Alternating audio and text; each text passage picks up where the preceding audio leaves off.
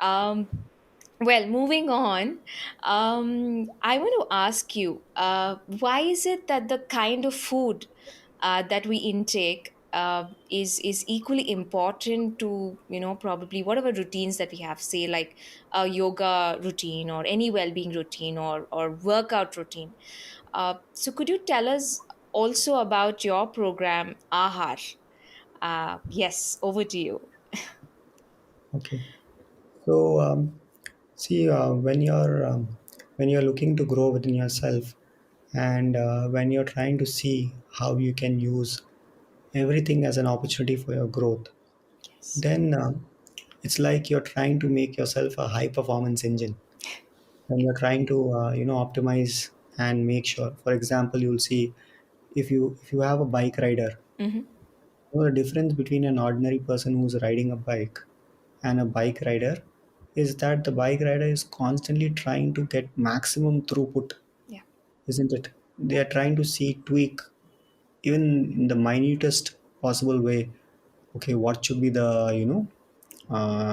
fuel? How much should be the tuning or this or that? They are just trying to optimize every little thing in the bike Right. so that it can run at its best. Mm-hmm. But a person who's just riding a bike, they may not care so much about the mileage or the Yeah. cc or whatever else, the throughput. They're just like, okay, I have to go from this place to this place. Right. As long as I'm able to do it, in a decent mileage, I'm good. But a bike rider is a person who's racing. Mm-hmm.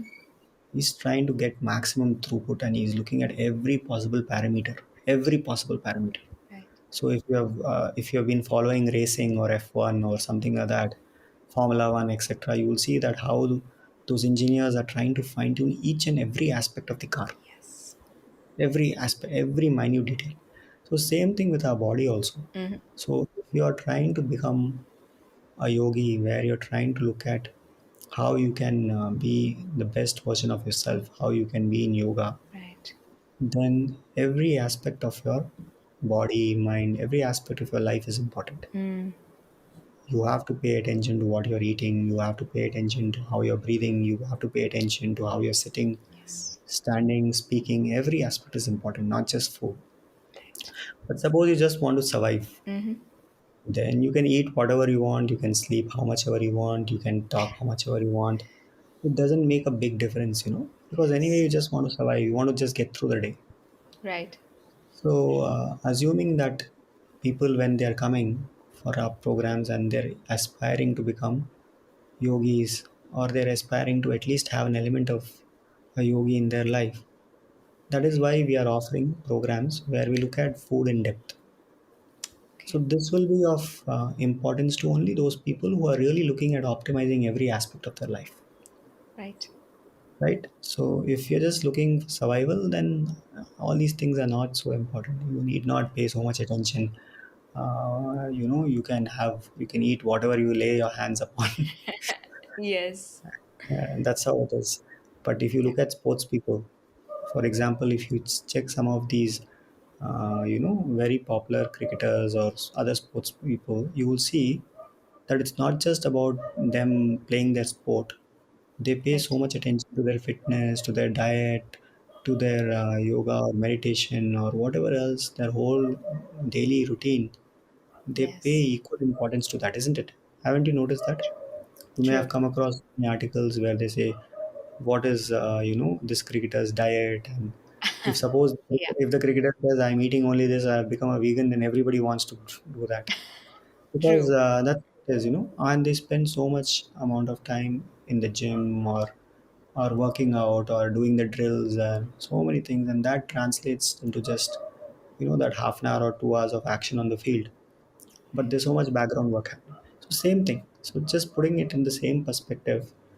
So if you're looking to if you're aspiring to become a yogi, then Right. obviously now you're putting so much of fuel into your system as food, Yes. right? So if you have to optimize it, then you have to look at what you're eating, how Correct. you're eating, when you're eating. Mm-hmm. Everything has to be looked into detail. Yes. So that's why we started offering this program called as Ahar. Uh-huh. We look at diet in terms of what is really suitable for a system for someone who's longing to grow on the path of yoga, Okay. for someone who's looking to have at least an element of being a yoga as part of their life. Right.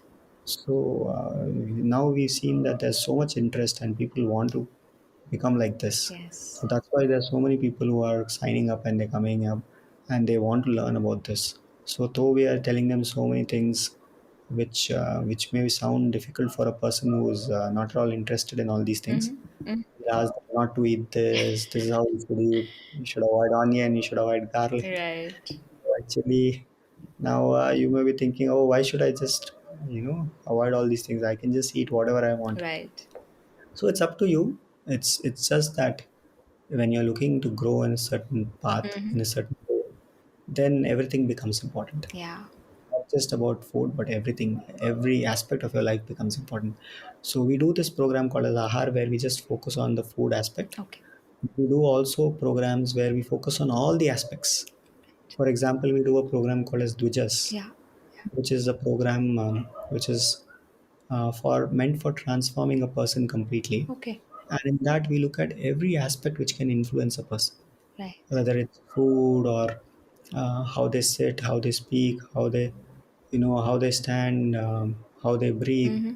what kind of practices they do, how is their thought process, their attitudes, everything makes a huge difference. How they take a bath, and what they wear, when they sleep, when they get up.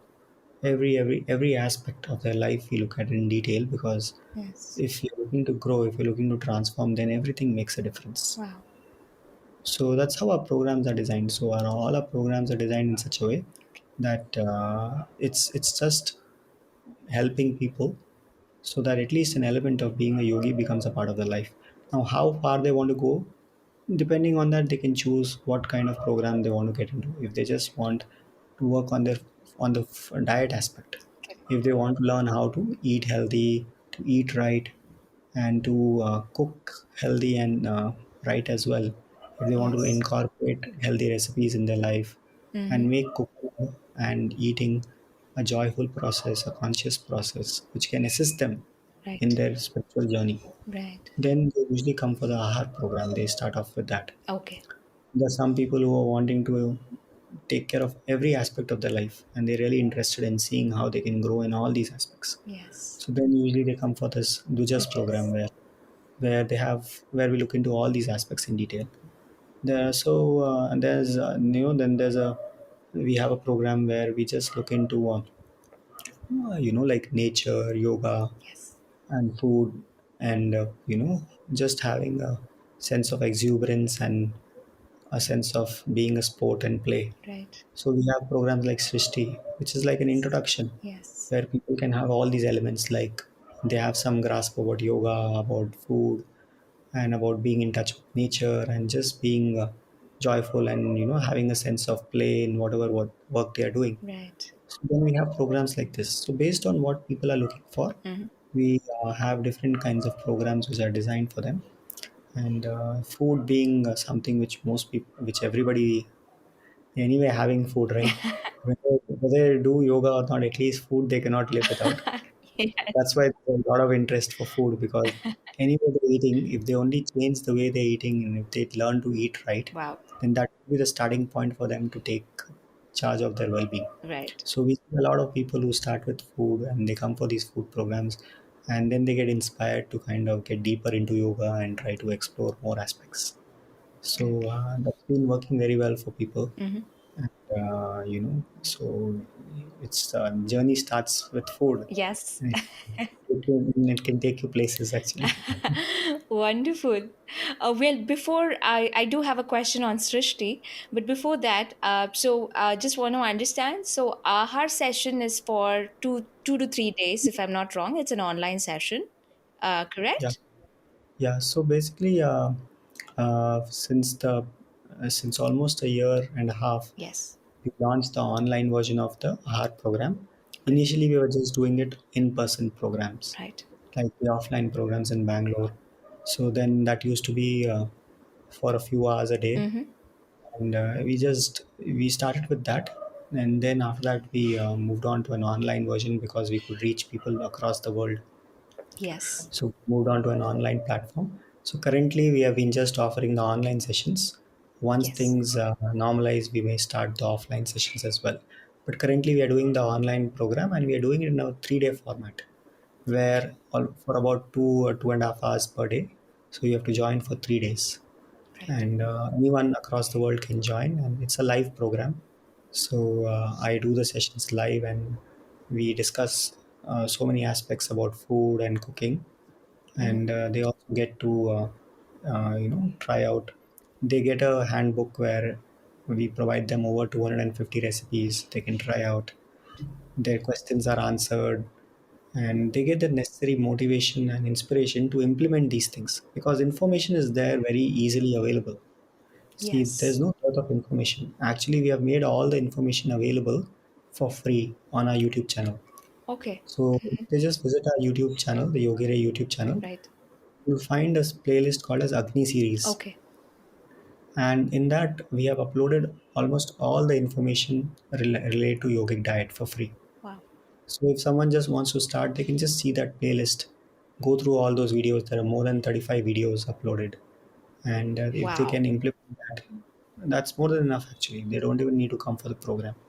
Why we are doing programs is because we are using programs as a medium to inspire people to implement. Right. Because see, in this information age, there's no dearth Yes. of information. Hmm.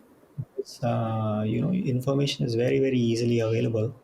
The only issue Right. is that people are not having enough inspiration or having enough motivation to make this a reality in their life. Yes. Okay, the best things may be there outside, but if you're not able to make it a part of your life, it's of no Right. use, isn't it? Mm. So if you see, there are thousands of videos which, if you even if you listen to one video of Sadhguru and you really implement it, your life can transform. But Yes. if you're just looking at all the information but not implementing anything, you may even watch 1,000 videos but nothing may change. So that's the True. reason why we're doing programs, so that Hmm. at least we can, through a structured process, Yes.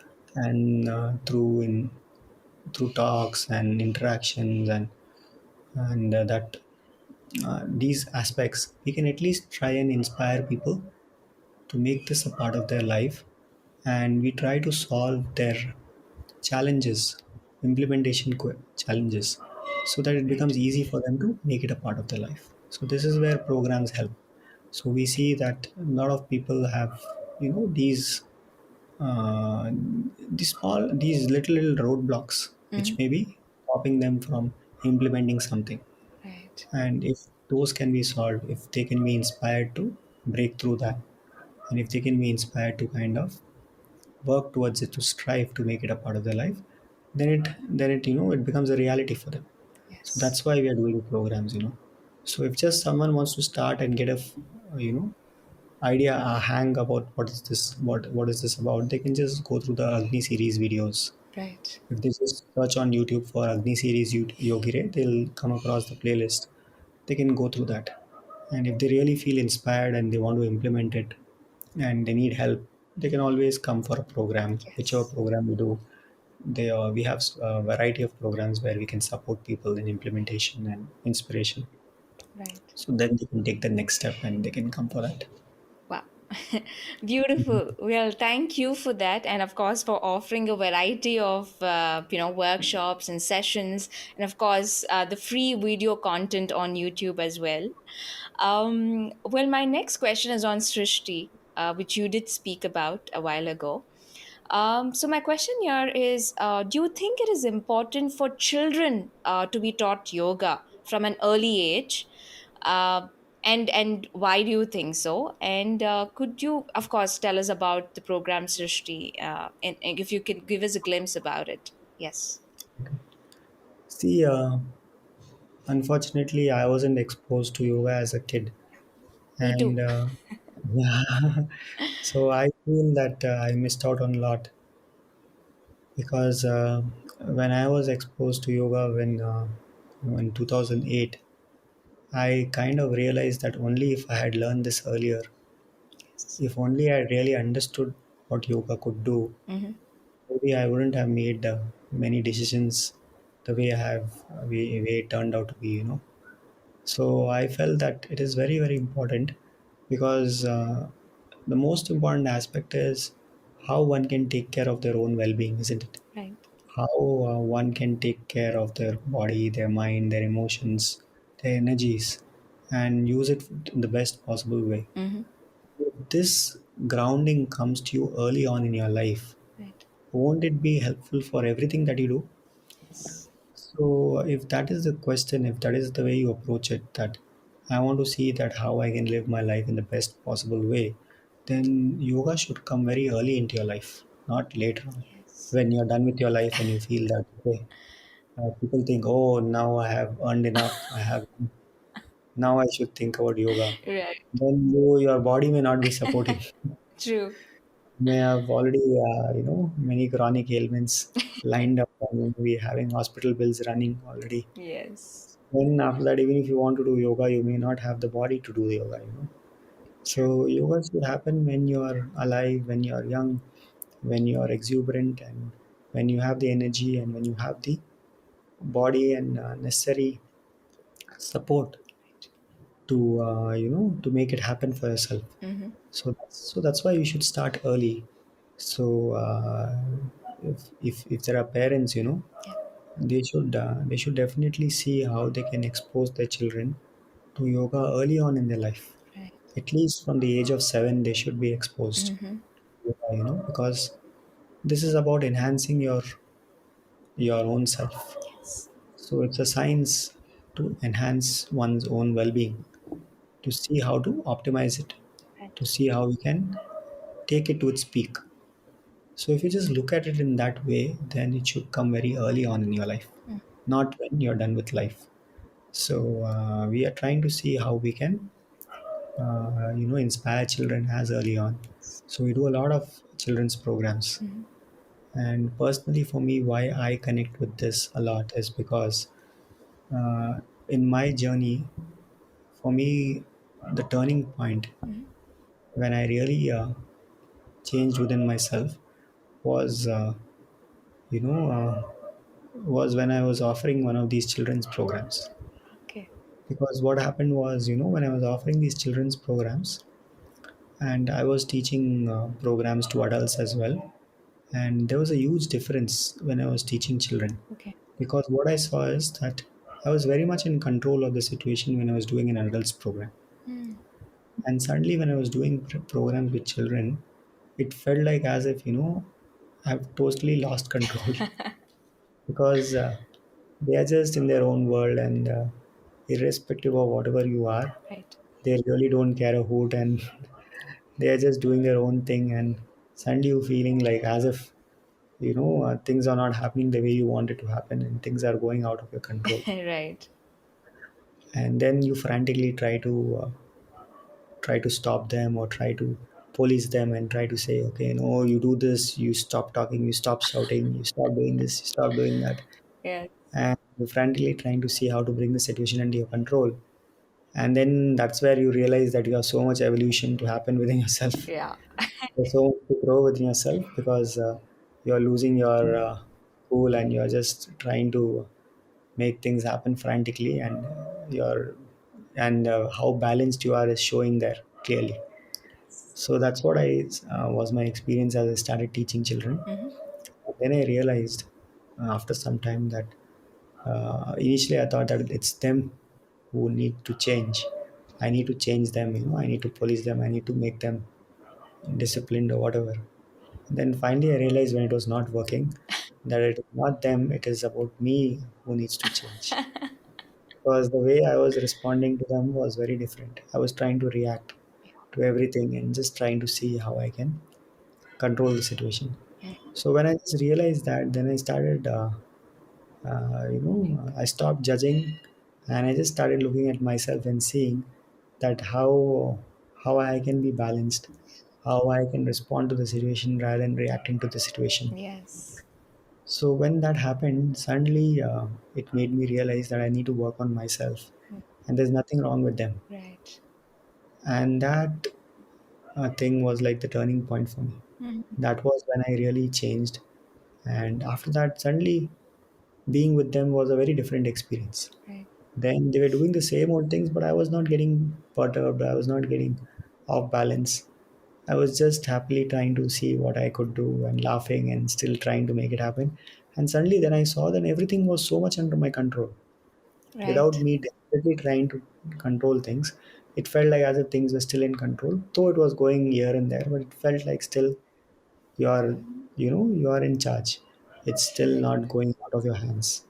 Yes. So after that, I started enjoying doing more children's programs because I was able to work on this aspect. After that, it was like so much fun for me, because suddenly, which was a something which was a torture for me, now it turned out to be a process where it was so much fun because I just changed the whole perspective. Right. I just thought that no, I'm not labeling anyone as, oh, this is how they are and this is how this, I wish they could change or this or that. I was just thinking, it doesn't matter who comes, I'm not looking at transforming them. I'm just looking at offering myself in the best possible way. Yes. So suddenly everything about the way I was offering changed and it became such a joyful process. So since then, I've been very fond of children's programs. Okay. And I've come up with many of these programs for children. We started with day programs, then we started residential programs where they stay with us for 3 to 5 days. Mm-hmm. So then when we started residential program, that's how we came up with Srishti. Okay. Okay. So I was looking for a name for this residential Yeah. program. Was the concept of the program was we'll take them out in nature. We'll go to a natural place. We'll stay in a natural place Right. where they understand the importance of being with nature, where we can learn yoga together, where we can eat healthy food. Yes. So we learn how we should eat according to yoga. So we learn about food, and we also have a lot of fun by playing games and just being with each other. So Right. these were the aspects which we wanted to integrate into the program, Yes. about nature, about yoga, about food, and about play.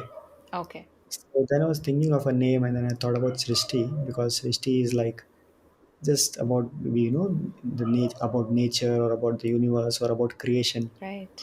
And I felt that this name could kind of fit the bill because what we were trying to do, because we were looking at every aspect of nature or creation, Right. not just about yoga, not just about food, or not just about this. We're just looking at everything else in a holistic way, whether it's the animals or insects or plants or trees around us or life around us. We were trying to see how we could be in sync or be in harmony with everything. Right.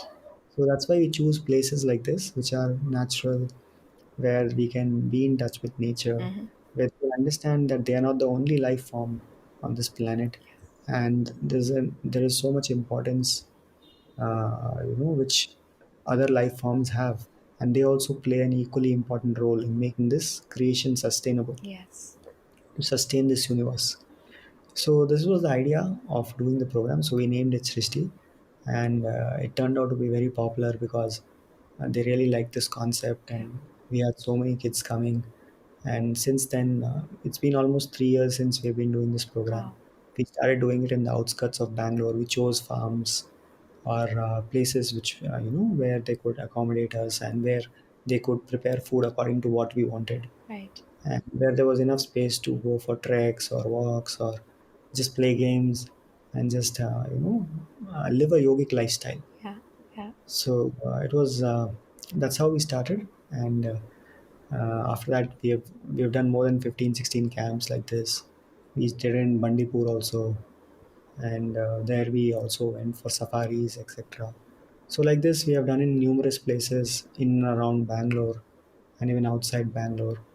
And actually I was also thinking of even exploring other places like Himalayas and Wow. even other places outside Karnataka. Right. But right now, because of the pandemic, things are on hold. Yes.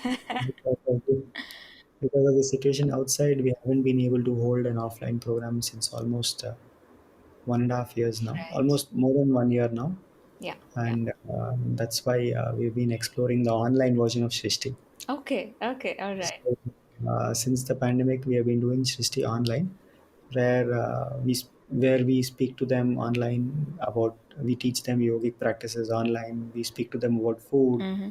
speak to them about nature, and then we ask them to do these experiments at home Right. and send us pictures or videos of them. Yes. So we've been trying to replicate that, and that has also been very successful because we've had kids across the world join, and they're just waiting so enthusiastically for the offline program. Right. That when can they really come and meet? So, but even online, we have been able to make a big impact. People have started, parents have shared that kids have started changing the way they eat. They've been eating fruits, they've been eating vegetables, they've been eating raw food, Wow. which they were not doing before. And they are spending time in the soil by doing some gardening activity. That's how they're being in touch with nature. They're going out to lakes, mountains, treks, etc. Instead of going to fantasy parks, etc. They Wow. spend more time in nature, and they are also started doing yogic practices. So it's possible to do this online, Yes. at least to inspire children. So that's how we have been doing the Srishti online version. And as things change, we will be very happy to start the offline version as well. Yes. So it's a program very close to our heart because it involves children, and we also started this version with adults. So we Okay. did a couple of programs where family could join. People could come along with their kids if they wish to, Okay. or they could just come on their own. Right. So that also went well. We are hoping to do more of such programs if there's enough. If there are a lot more requests, we are planning to do more programs for adults as well. Similarly, retreat programs like this. Yes. So that's why. So we have a rich mix of programs where it could these programs, like the residential programs, are more experiential in nature, where they can even live these aspects. Correct. They can live a yogic lifestyle for a few days. They can eat that kind of food. Correct. They can stay in that atmosphere, and naturally being in touch with all the elements is possibility.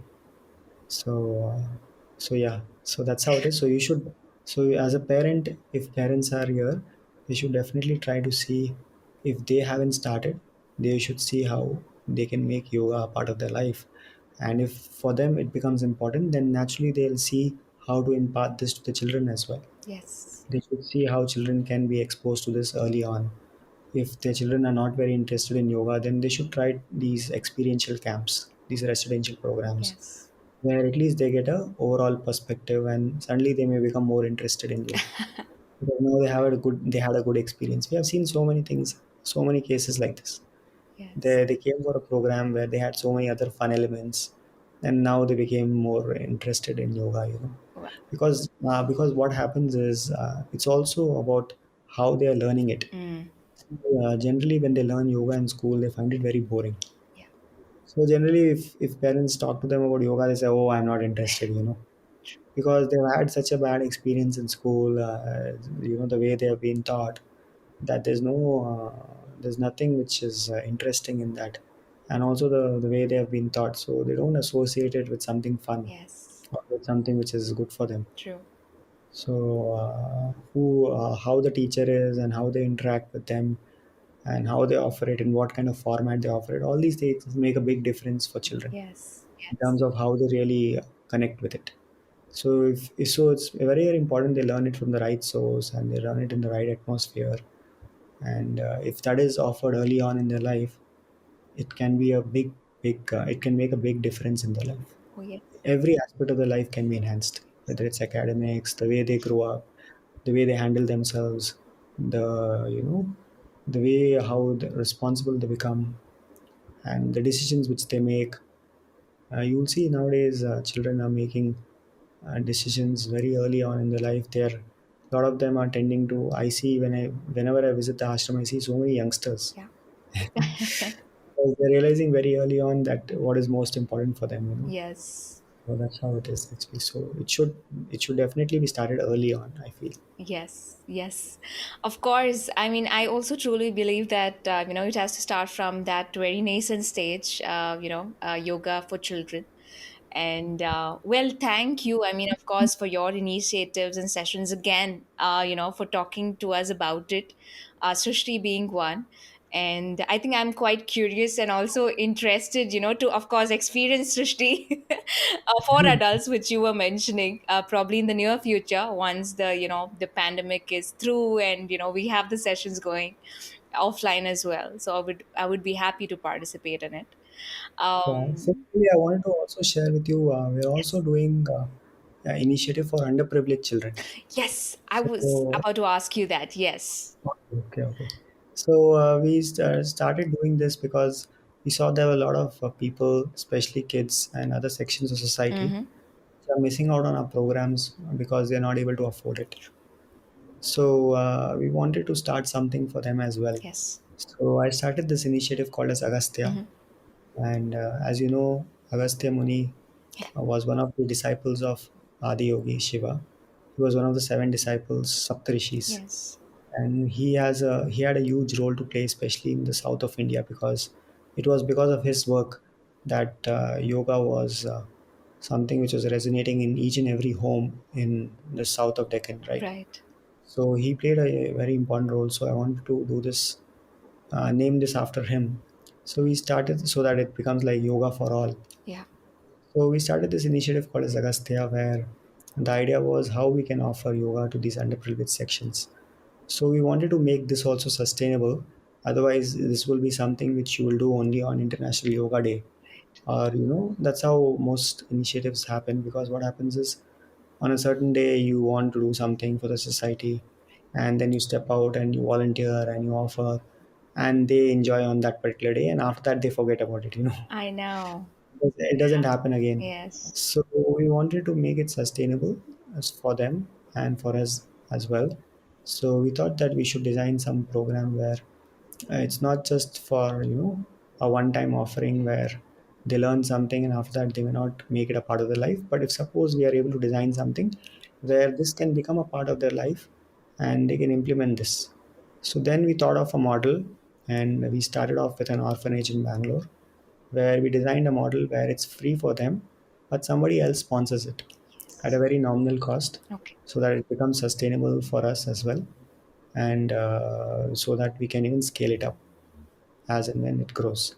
So then we came up with this model where someone can sponsor, let's say, if they want to sponsor one kid, they can sponsor for INR 500 per year, Right. and as part of that we take care of the child, and we offer about four yoga sessions per year Wow. and continual follow-up. Like every time we do a yoga session, then in, let's say, in that particular orphanage, then after that we assign someone who is there to kind of continuously send us updates whether it's happening as part of the daily schedule. So Correct. first of all, before we start itself, we discuss with them and we say, see, we'll offer it to you for free, but someone is sponsoring it. So we would want certain updates and commitment from your end that you make it a part of the daily schedule. And then Right. you keep sending us updates, whether they are practicing or not. And then every 3 months we land up there and we correct them. We try to teach them something new. We see how they are doing. We do course corrections. So like this, in just about 3 4 interventions a year, we can ensure that they are practicing for the rest of the year.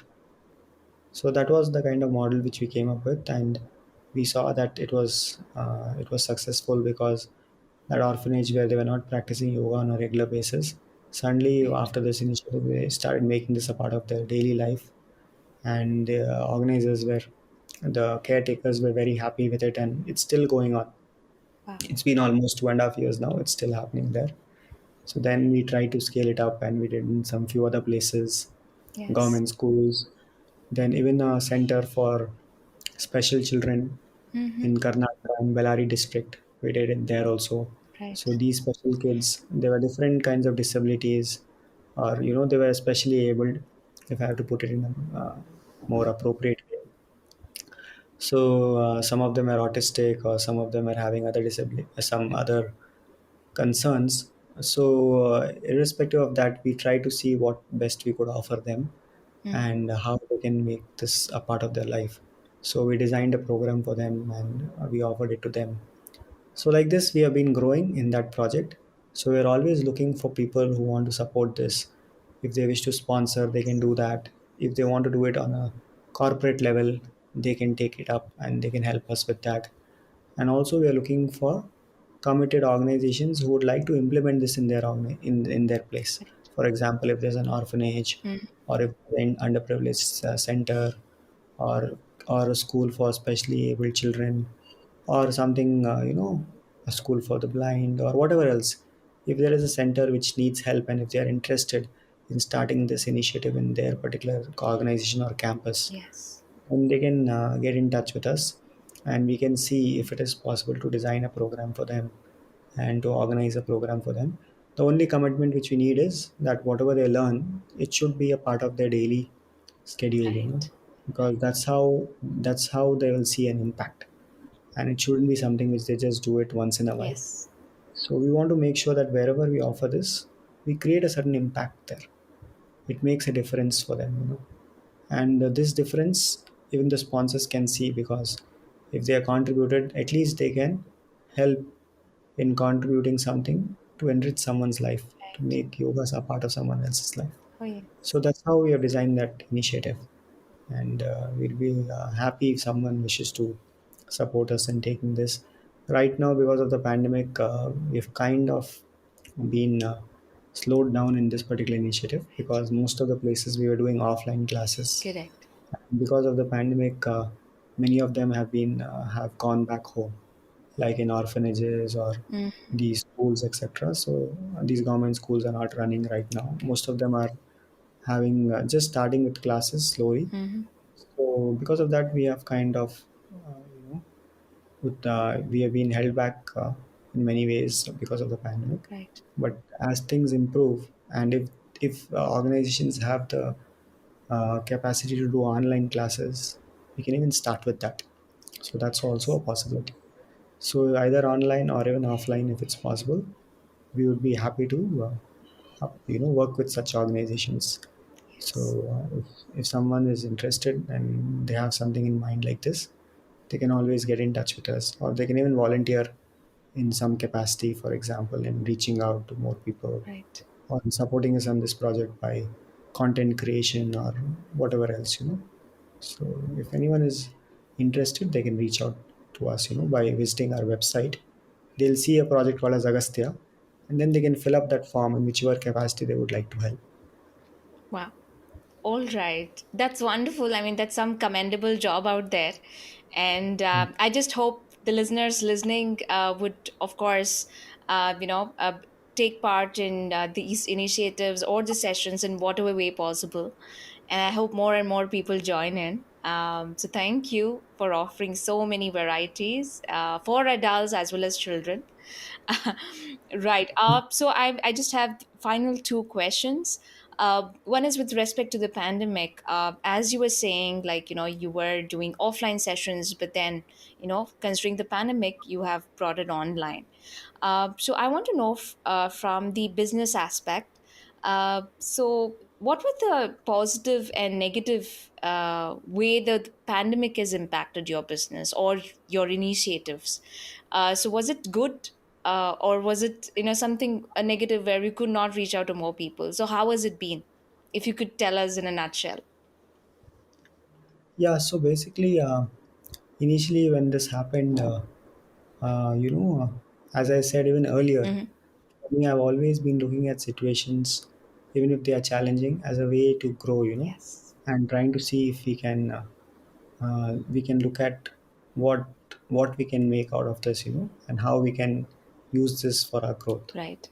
So similarly, this also was a very challenging situation, because we were doing only offline programs Yes. until the pandemic hit, and we were just doing AHAR program online. Okay. So that also was not like not on a large scale. We used to do programs once in a while, once in 2 months or so. We used to Mm-hmm. have about 530 people coming in, Right. and most of the programs were offline. Mm. So that was how the situation was. Okay. And suddenly, when this happened, we were kind of lost, thinking, what will happen. Yeah. Because now at Isha, we don't have permission to do all the programs online. Hmm. Only certain things are allowed online, Right. because Sadhguru has kept this that and that certain practices are very it's very important that it's offered in person, Right.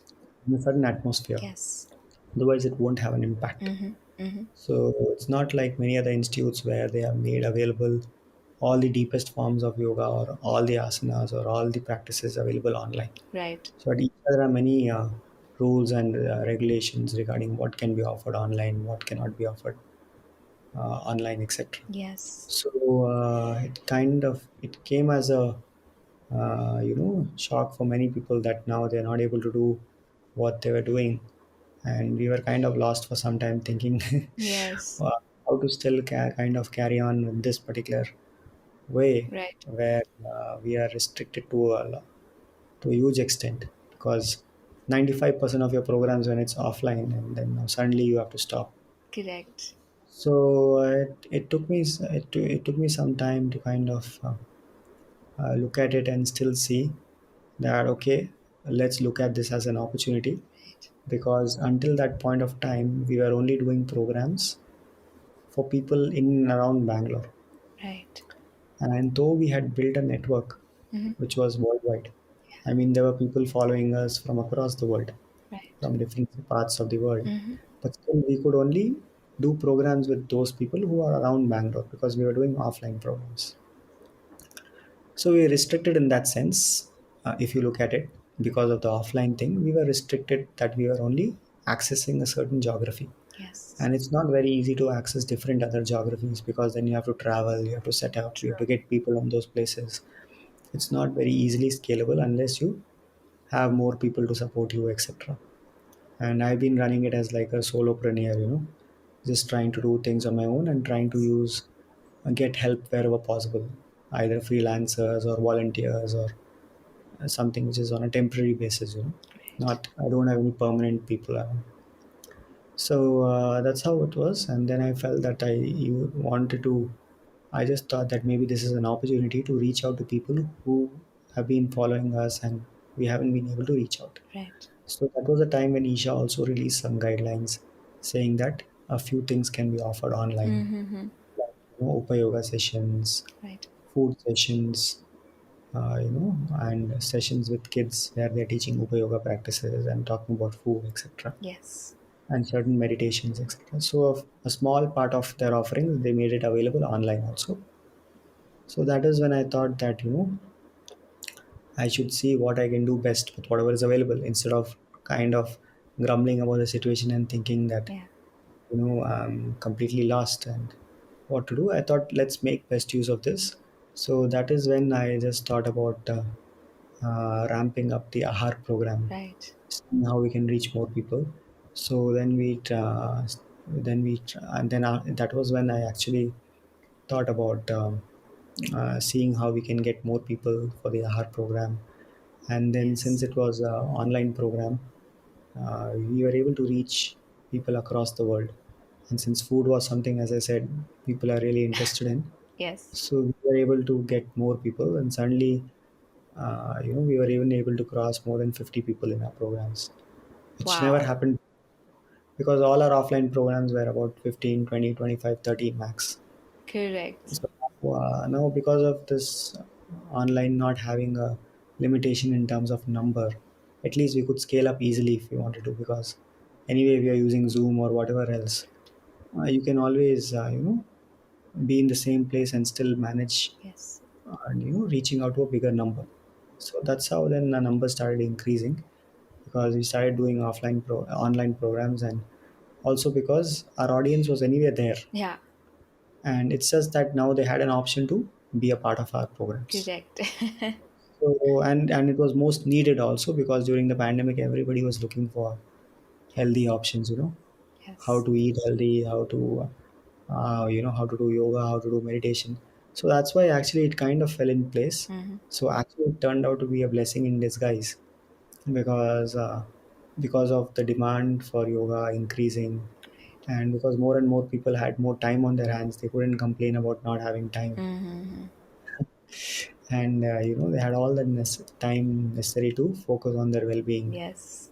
and now it was online and they could spend time being in front of the system Right. and still grow. So because of all these things, actually our network increased, Yeah. expanded. So then after that, I also thought about doing the Srishti program online. Anyway, it was doing so well offline. So I thought maybe I should launch an online version of it. Yes. So then I launched it online, and even in the first program, I think we had more than 100 kids joining from across the world. Oh, wow. Mhm. Yeah. So then we were able to cater to them. Then we did many such programs actually, and after that, we've been continuing doing these Srishti programs online, Wow. the AHAR program online. Then actually after that, after a few months, I came up with a newer program which was called as Dvijas, Yes. where Yes. I thought I'll speak about all the aspects related to one's well-being, and also I'll start that early morning during Brahma Muhurtam. Oh, wow. So there's a certain timing in Yes. yoga we say which is very conducive for yogic practices, Right. which is between 3:40 a.m. to 4 a.m. So we thought we'll design a program so that people can get up during that time and make use of that time. So Yes. we launched a program where it starts from 3:30 a.m. to 4:30 a.m. in the morning. Wow. So it was like a crazy idea I know. because nobody thinks of doing a program so early. Yes. But pandemic makes you do all such crazy things. So true. So I thought, let me try with that, try doing this program because even I thought that I should, if I could get up early, at Yes. least because of the program. Yes. There'll be so many other people who would also wanting to get up early and make use of that time because if they only manage to do one thing, which is get up early, Right. then they suddenly have so much time on their hands. Right. We launched this program, which is Dvijas, starting at Brahmamurtam, and to my surprise, we had more than 150 people or something join Oh. the first program. So that is how it's been does for us. Mhm. Always looking at things as an opportunity to enhance ourselves, Yes. to see what's needed. Okay, right now this is the situation we are in. This is what people need. Can we do something? Yeah. For it. So like this, we have come up with more offerings, and just few days before I announced two more new Oh, programs wow. online. We want to start Hindi programs also online, Okay. and want to start another program to have a group of spiritual seekers and to constantly support them Yes. to learn from each other. We named the program as Sangha. So like this, we have come up with different offerings. So if I look at it, I see that even this time, which was supposed to be a very hard time, Right.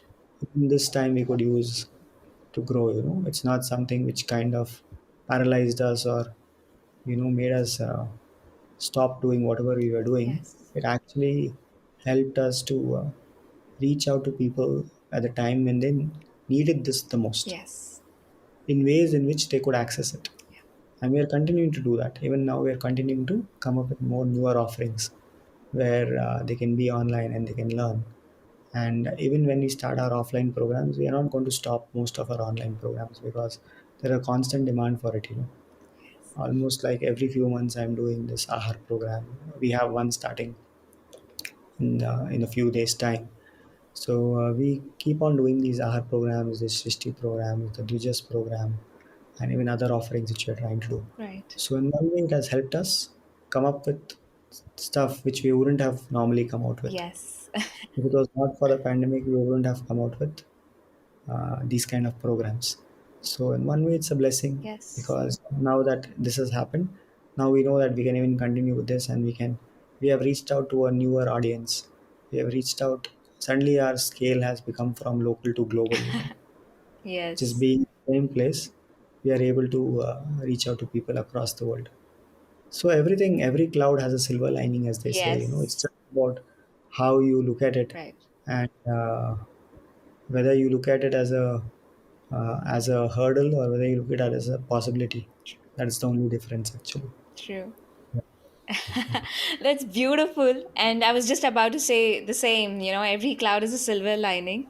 And yeah, whether it is rain or shine, I think it's just how you want to make use of the resources at hand and, whatever opportunity is out there. I think just making use of it and providing something which is of beneficial to people.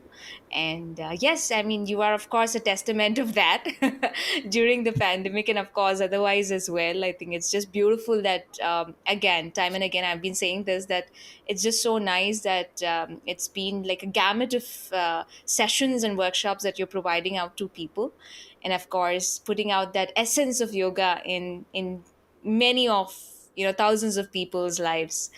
So that's really wonderful. um, well, lastly, my last question for today is, yeah. So, I mean, of course, during the pandemic, as you clearly mentioned, well-being was of utmost importance, and people wanted to learn about, of course, food or well-being, or a whole lot of things that related to yoga. But I want to know, what do you indulge in? Of course, you do the yoga. I know that. But is there anything that you indulge in apart from yoga? Is there anything else that we do not know that Mukul does apart from yoga? Okay. See, the thing is, I'm interested in a lot of things actually. It's just a matter of whether I'm able to get the time to do all these things. Yes. So I really enjoy a lot doing a lot of things apart from yoga. Mm-hmm. My whole life revolves around yoga, and for me, it's like using every situation Yes. as a means for my growth and as a sadhana, as I say. Yes. So it's like a tool, for me. Mm-hmm. But but apart from doing my practices, my yogic practices, I'm really interested in traveling, in exploring newer places, especially the mountains. I have love for mountains actually. Yes. So if I could, uh, if I have the space, I would like to, every few months just go off to some place like the mountains and spend time over there in nature. Right. I also love music, Mm-hmm. and I've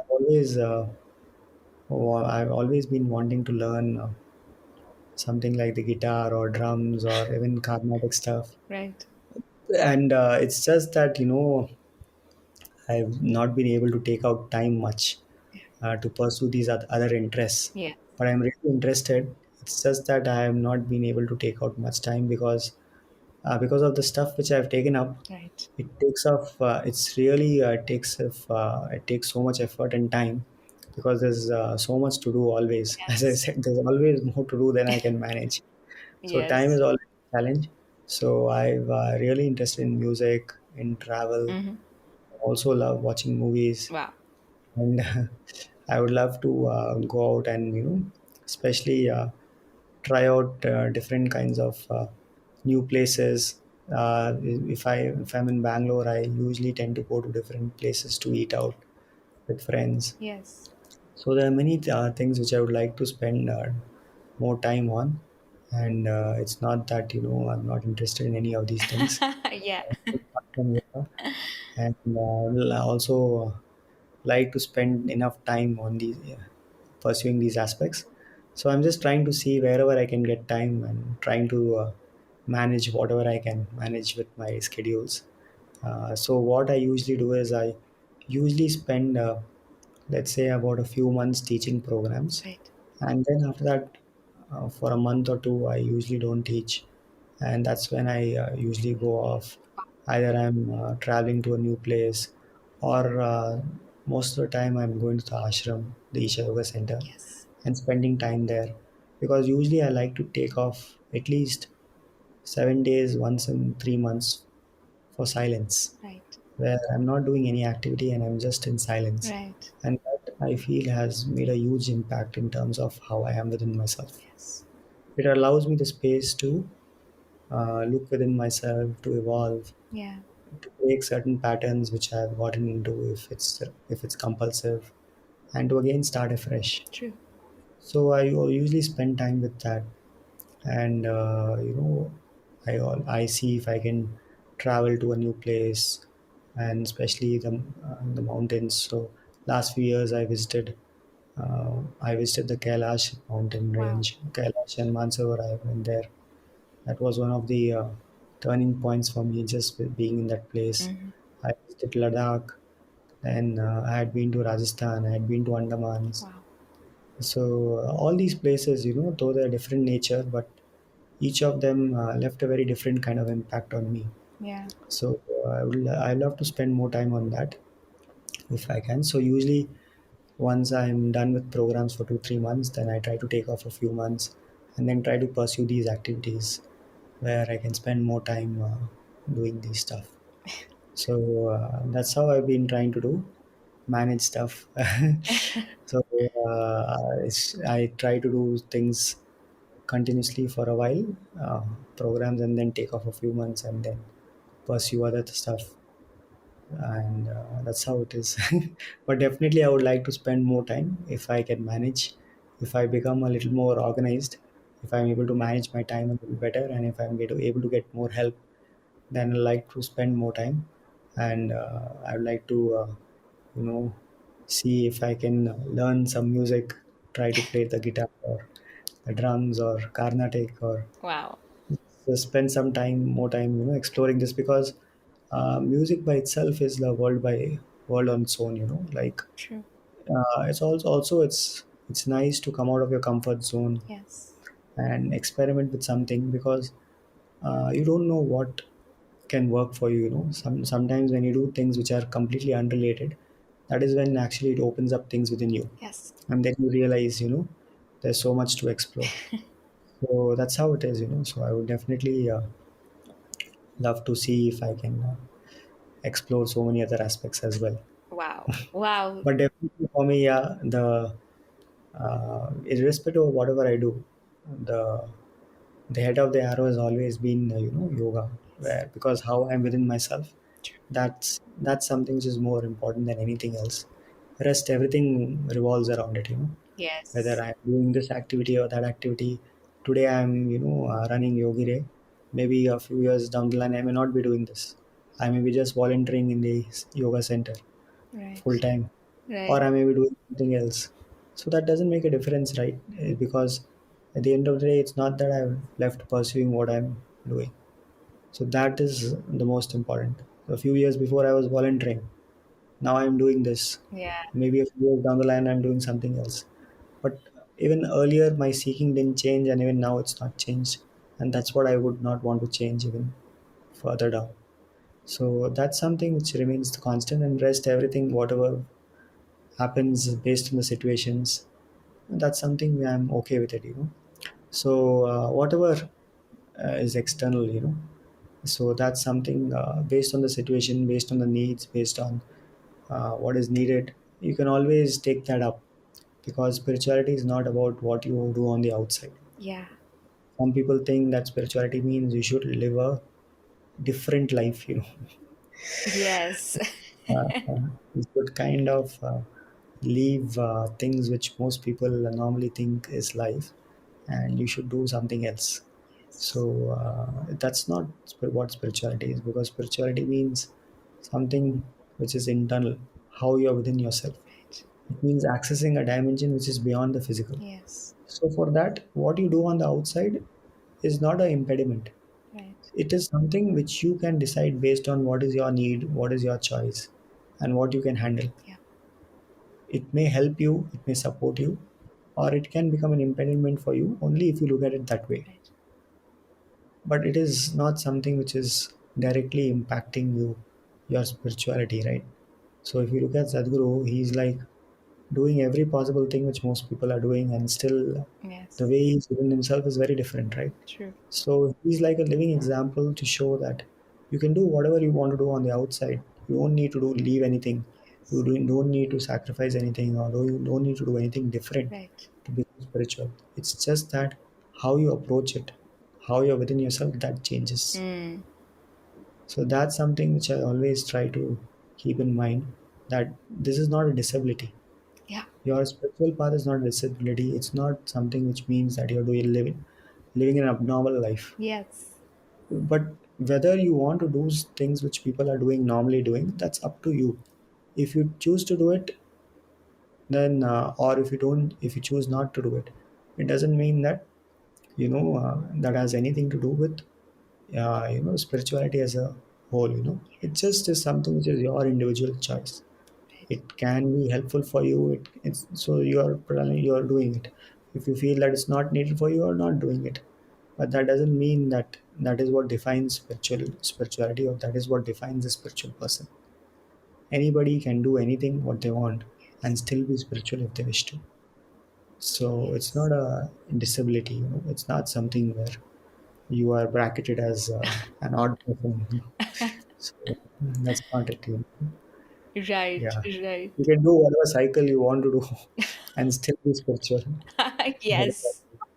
Yeah. Yes, I mean, yeah, so truly said. I mean, so well said, of course. For the fact that I mean, you can be doing anything. I think, yeah, you can be on an adventure, or you can be a dancer, or you can, be in one of the probably an IAS officer. I mean, you can be anything. I think spirituality is all about something, as you clearly mentioned, it's something to do with yourself, your inner self, and working towards it. No matter the external situation, I think that's what it is.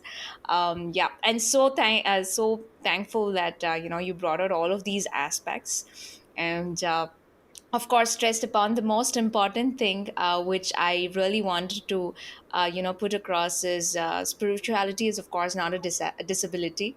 It's not something that you are on and you have to get away from the usual workings of life, which most people think.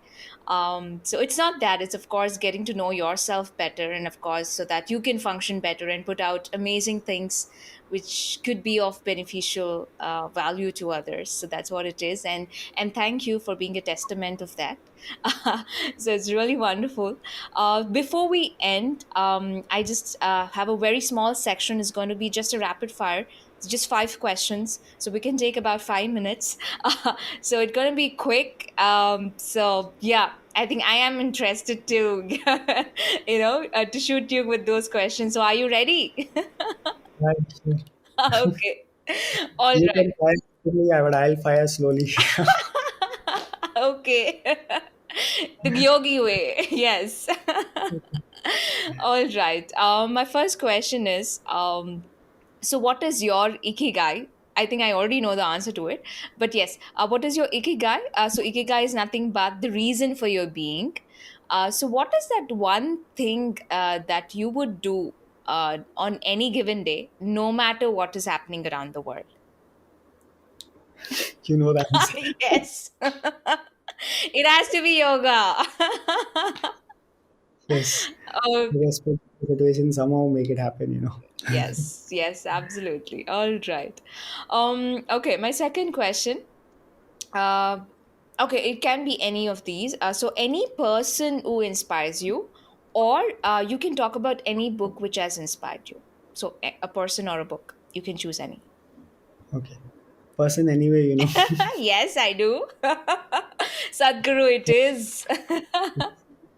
Book, I don't think anything has inspired because I have read many books. Okay, I always see that inspiration is always short-lived.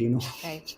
Oh, yes, So you always read a book and then you feel that yeah, you want to take some action, and then after a few weeks it kind of dilutes.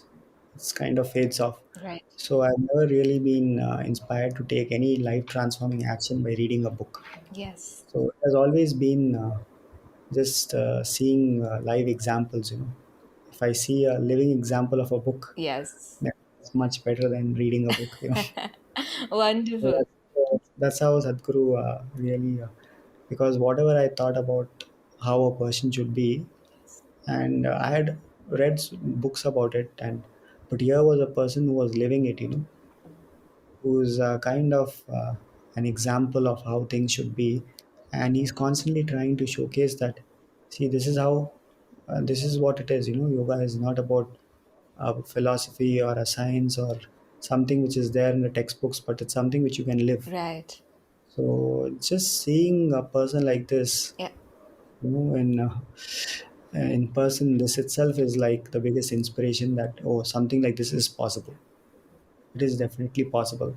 If it was just in textbooks, I would have read maybe about Swami Vivekananda or Paramahansa or someone else like that. Yes. Or whoever else, we would have felt like, yeah, those people were like that. Krishna was like this. But now you see a person in front of you who's like this, so you cannot make excuses and think, oh, it's not possible. Right. Here's a living example. So this itself is a huge blessing, to have someone where they're showing you, because the rest everything is something which is there in textbooks. You have read about so many people, successful people. Right. So I've read about many successful people as well. Mm-hmm. But if they are not a success overall, if it's mostly when we say brand people are successful, you usually talk about the monetary aspect. They've either Right. made big companies or this or that. But you have seen many of these people even go bust after some time. Yes. This is what is really lasting. It's like how you are within yourself, and if you have found light within yourself, that is something which is not just for this generation but for many generations to come. Yeah. You still remember, right? So that is where I felt most inspired with. Okay, perfect. A perfect answer. All right. So my third question is, hypothetically, if you turn out to be the richest person in the world tomorrow, what would you like to do, or would you continue to do what you're already doing? See, even if it happens so that I happen to be the richest person, yeah, I would still continue to do whatever I'm doing right now. Mm-hmm. And because this is something which, as I said, I chose because I felt that this is something which is needed right now. Right. So it's just that I may be doing something in a different capacity, that's all. Yes.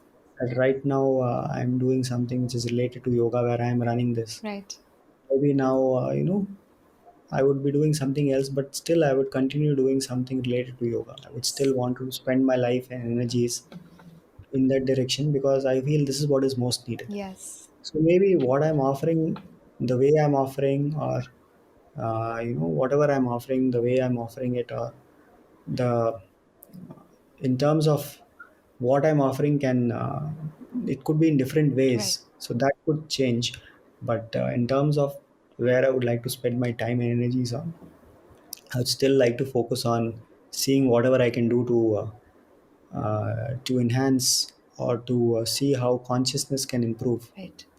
how we can make people more conscious, and whatever I can do and to contribute towards that, I Yes. would still like to do. It's not just not about yoga, it's because yoga is not about just a practice. Right. It's about everything. It's about anything which you take up, the way Yeah. you approach it, the way you do it. So so it doesn't matter what happens on the outside, if in terms of money, if you're asking. So if that happens also, the focus won't change. It's Yes. just that maybe what I'm doing, I may do it a little differently. So that may change. Yes. Maybe I'll have many more people to help, or I'll have, or probably I won't be even doing any of this, and I'll be just just closing my eyes and sitting and not doing any activity. Right. Yoga programs. That is also possible if I want to do that. And Yes. at least I have the even now, if I want to, I can. If I want to stop teaching, I can stop teaching, and I just do that. I don't have any big requirements. Right. Yeah, maybe hypothetically, if that happens, that could be much more near a possibility if that happens. Yes. Wow. All right. Okay. Okay, I want to know the answer to this. So do you have any desire apart from imparting yoga to many a people? Hmm. I don't know actually. Desire. Okay. I actually I did think about this, and I felt that one of the things which I wanted to do was, if this is possible, I wanted to see if I can visit many places in the world. Wow. So I wanted to explore many more places, because whenever I have gone to a new place, I've seen that it has opened up something within me. Yes. Something, I always feel that just exploring or traveling to new places, it kind of brings forth certain aspects. Something within me changes, or it gives a different perspective. Right. So I've been thinking of this, that maybe I should. come up with some way in which I can, maybe go around different places and visit different places in the world, Right. and also see if I can teach. Maybe I should see how to make it sustainable. That's why I'm saying I may need to teach, Yes. because otherwise, where to get the funds to go to different places? Right. Probably I have to see how to make it sustainable, so that even if I am traveling to different places and I'm visiting different countries. Let's say if I happen to visit that country and if I teach a few programs, Yeah. I can cover my costs, Yes. and that way it can be sustainable. So I'm thinking maybe it's not a burning desire, but maybe yeah, that happens. It would be nice actually if I can make that happen. Oh yes. Well, it'll be definitely something which will be enhancing, and which I can also see and explore and see the different types, because it just really amazes me that there's so much to learn.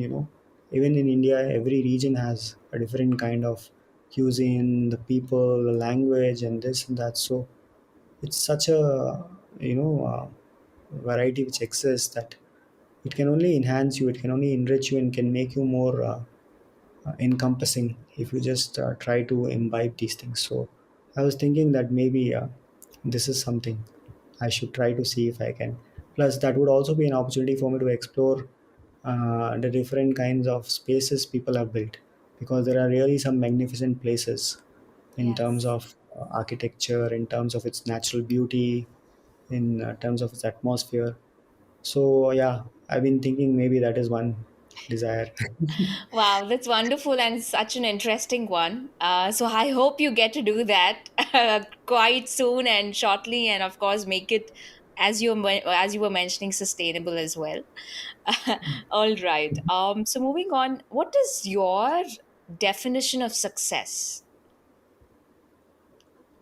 So I don't know if I should have a definition for that. Okay.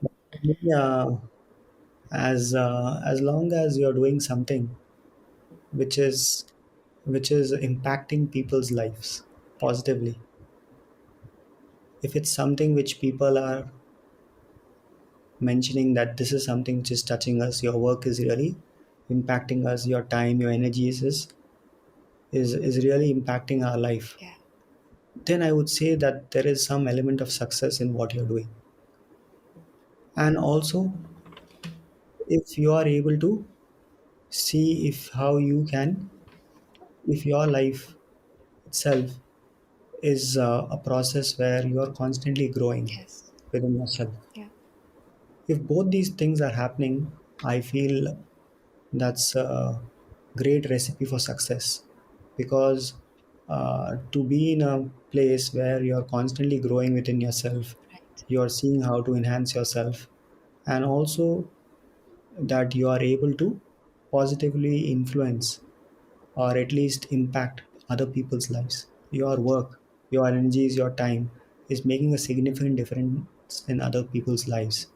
Then that is a huge, I would say that is a huge success, because that is what is really most needed, right? That whatever time you have on this planet, Yes. are you able to use it for your well-being and for others' well-being? Is because that's the only thing which you have, time. And is this time being utilized for your well-being and for others' well-being? Yes. And if not you, but they are saying that yes, it is helping, Yeah. then that's like uh, you know a, a figure which you can think whether it's successful or not. Because you may think you are successful because you have made a lot of money, Right. or you have set up a few companies, or did this or did that. So that can still be impacting people.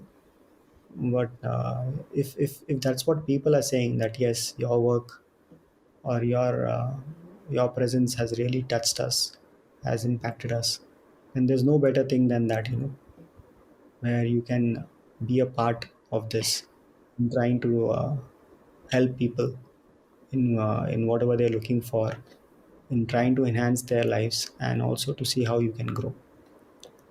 So that is the ultimate success which one can aim for, I feel, that Right. doing both these things to positively impact someone else, and also to see how you can use your time to the best possible way, in the best possible way.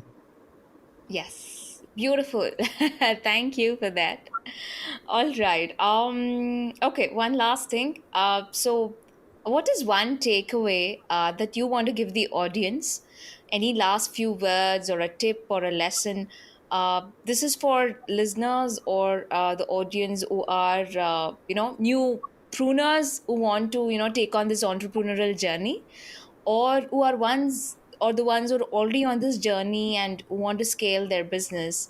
So from your perspective as a solopreneur, so what would you like to tell them? See, one of the most important things which I've learned and which I felt is something which helped me navigate and which is continuing to help me navigate is a single thing of looking at every situation as a stepping stone or an opportunity for you to grow. Yeah. Initially, what happened for me was I was looking at every challenge which came my way as an obstacle. Mm, So, as an entrepreneur, you will see that you will come across many, many different challenges, right? It could be in terms of finance, it could be in terms of people, and it could be in terms of family support, so many things. So you will keep coming up with so many challenges, right? right. And if you look at each of them as a problem Mm, or something which is obstructing you, then it's very difficult for you to find a solution.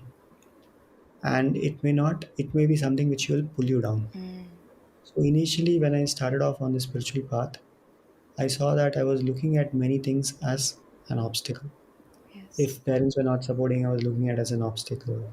Mm, If things are not happening the way I wanted to happen, I was looking at, oh, this is also stopping me from my growth. yeah. And that was kind of pulling me down because I was trying to desperately change situations and make it conducive. Yes. Then I realized this, and then I saw that one thing which I need to change is now, and I need to look at every situation as an opportunity and not as a challenge, and Right. not as an obstacle. I need to look at it as another situation, right? Whether it is how I make use of it is entirely up to me, and not label it as something which is obstructing me. So the moment I realized this and I changed that, I saw that the situations outside, though it were though it was challenging, the way I was responding to it changed drastically. Now suddenly I was put in the same situations, but now I was making something else out of it. Right.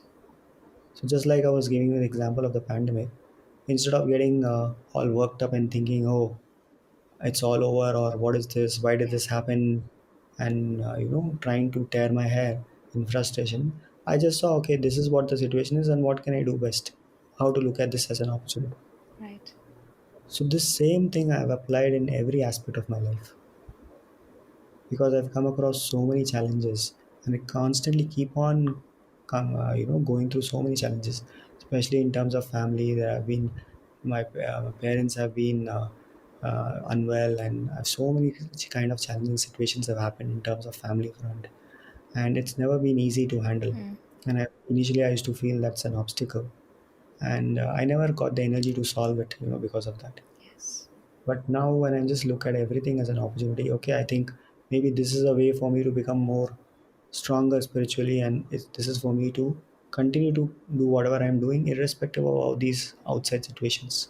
So I look at it in that way. Right. When I come across a very difficult situation, I look at it, okay, if I can go through this difficult situation and still continue to do whatever I'm doing, then that's amazing. That means I've really grown. Yes. So last few months, during the pandemic, I also it so happened that they were very testing times at home. My mother was diagnosed with cancer. I had to visit the hospital almost 30, 40 times, and I also happened to catch the virus because of one of those visits, I guess. Right. And so many testing situations happened. But irrespective of that, I didn't look at it as something which is pulling me down or something which I was trying to resist. I was just thinking, okay, this is another situation I need to handle. How can I handle it and use it for my growth? So when I look at it that way, I'm going through very difficult situations, but it is not leaving me wounded. And this is the biggest learning which I feel is Mm, someone can, if they can try to implement. This is one small thing which can really change every aspect of their life. If they just see every situation as a way of enhancing themselves rather than labeling it as an obstacle, or trying to resist it, then you will see every situation, even if it's the most difficult situation, it is actually something which will help you in your growth. yes. And that is, I feel, is the most important even for a person who's looking to be on the entrepreneurial path. Yes. Because one thing which will be a constant on this path is challenges. Yes. It doesn't matter which path, which field you choose, but any person who steps onto this path, it's like a path where you're constantly embracing challenges, Right. and the better you're able to handle them without getting bogged down, that is what will define how far you go. So this is the biggest thing which I feel I have learned and I have tried to implement, and that has changed drastically the way I handle situations outside and the way it is impacting me. So I would like to kind of leave that thought in people's minds and see if they can implement this. Yes, yes, thank you so much. I think that's quite some wise words out there and very, very valuable. Thank you. So, Mukul, how can one reach out to you? Um, So yeah, so they can visit our website. mhm. Our website is yogire.com. So if they go to www.yogire.com, you will see our email ID and our WhatsApp number. So you Right. can always reach out to us using any of these means. And also we are there on social media. But it's best if they can reach out to us either on WhatsApp, the number which is given on the website, or by email. So that's something they can always do.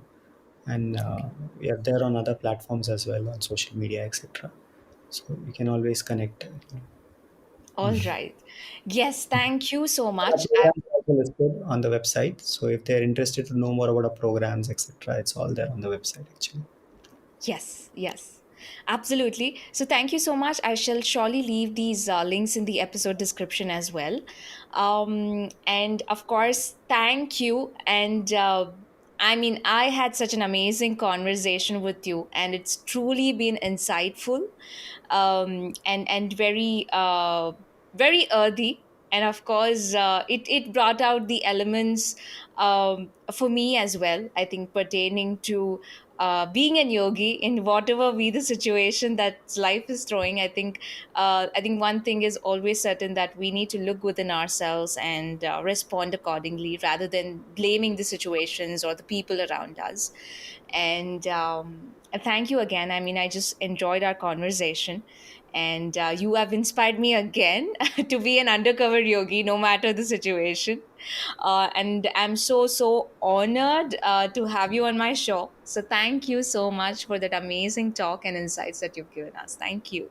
Thank you so much as well, because these questions actually helped me probe more into my life and to look back and see how things have progressed. And it's always nice to connect with seekers, and doesn't matter what path you're pursuing, but if there's an element of seeking within you, Yes. it's always nice to connect with people who are on the same path, or at least who are genuinely seeking. So it has been a learning experience for me as well, just speaking with you and trying to look at all these things in depth. Trying to see if I can relive these memories and see how things have happened. So thanks for taking the time and for coming up with such thoughtful questions, which kind of have made me look deep within myself. So really appreciate your time, and I also wish you the best in your endeavors, because this is something which you are starting as an entrepreneur or a solopreneur, and I hope you are able to reach out to newer audiences, and this something which you can do well as in whatever you have taken up. So I wish you the best as well in your journey. Thank Thank you you so so much. Thank you so much again. Yes, thank you. much. Thanks, Karim.